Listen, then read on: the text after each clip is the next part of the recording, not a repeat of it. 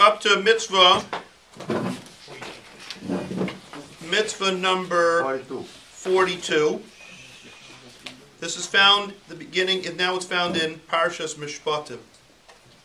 Now the whole purpose, as somebody brought down, someone brought up to me, the whole Parshas Mishpatim is about these different types of judgment laws.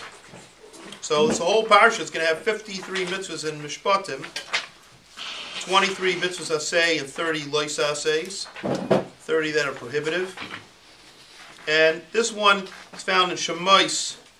This is the 15th performative mitzvah, the 14th mitzvah aseh so far in the Torah, which is for men. It has to do with men. And it says in Shemais, Perach Hafal Pasuk Beis, Shemais 21 verse 2, Ki Sikne Eved Ivri. When you buy a Jewish servant, it is a mitzvah to fulfill the laws pertaining to a Jewish slave as is written in the Torah. Now, let me tell you something. These laws, this is a very complicated and, got a lot of details. But we'll discuss a couple of the details. What happened? How did this guy get to be sold as a slave? Now, this is talking about when a Jewish person stole something and did not have the money to pay back for what he stole. He was then sold as a slave, and the money went to pay back the person who he stole from. So now, when this man was sold, he was not allowed to be sold at a public auction the way slaves are normally sold. He was sold in a very, more of a private sale. So it was a much more dignified manner. A deal was done. You might have a guy who might have been, doesn't mean that he went around doing all kinds of menial labor, didn't go around, schlepping things and carrying, it could be, you had a guy who was, can you imagine, a guy who was like a good accountant. But he stole, let's say, this guy Madoff. He doesn't have the money to pay. They don't just put him in jail. They'd sell him. They'd sell him as a slave. That's a problem. Because he's only allowed to be sold for 6 years. And the 7th year begins, he's got to be freed. However, if there was a yovel that took place, a jubilee year that took place, the 50th year. What's yovel mean? Yovel is the 50th year. We had seven cycles of 7, and on the 50th year is called a yovel. That's the jubilee year, they call that. Yovel. That's the 50th year. 50th year, everything went back to its original owners. And the same thing, a slave would also be freed automatically. So, if the 6 years that he, it didn't, they go, oh my gosh, it comes out, we just bought this slave, look, Yovel's going to be right now. You knew exactly when you were buying, when the Yovel year is going to come up. Because as it gets closer to Yovel, the price of slaves would go down because people didn't really want to buy a slave that you knew you're going to let him go in 2 years. So you're going to have to spend the full value. So things changed, and everybody obviously figured out in advance, calculated how much they were willing to pay. Now, when the guy is, like I said, he doesn't do just regular, menial tasks. And it was even further than that. That meant that the master, the adon, the owner, was forbidden to give him just unnecessary work, mean work, like harsh work, just to keep him busy. Also, the guy, like we said, since he's a Jewish person, he had to be treated with dignity and respect. So it was like he couldn't call him names. He had to refer to him respectfully.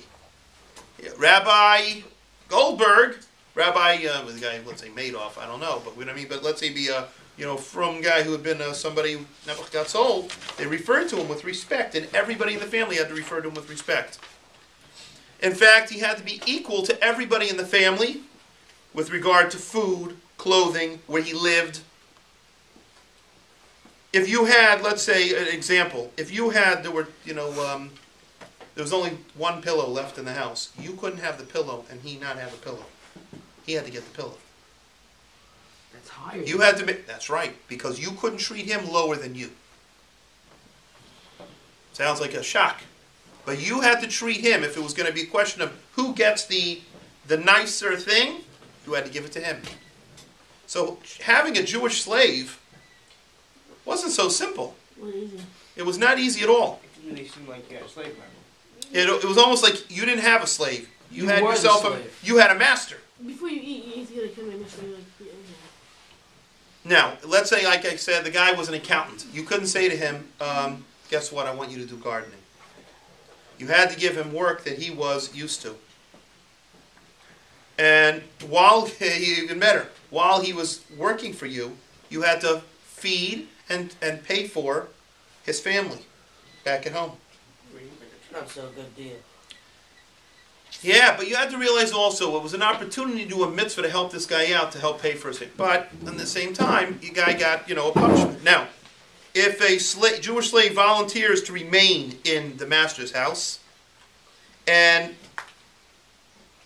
he repeated in front of Bezdin, in front of the Jewish court, that he did not want to leave, then they would bring him to a door. The master would bring him to a door where he would make a hole through his right ear into the door, and that he would it would teach him almost like pierced his ear, and it would say, "Hello, that ear that heard."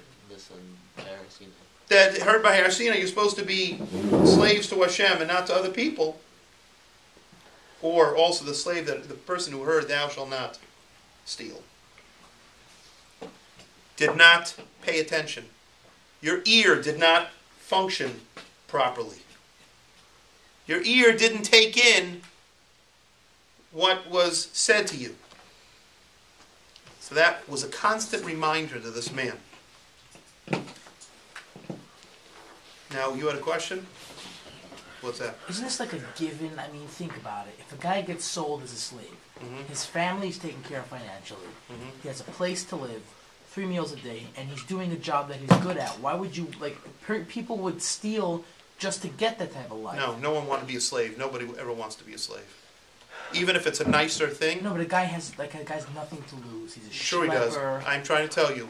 A person would rather, as the Gemara says, he'd rather his one kav, his one measure, than 9 measures from somebody else. One day you'll see, as you get older, you'd rather not be a schnorr than to have to come on to somebody else. And for sure, if you're being sold.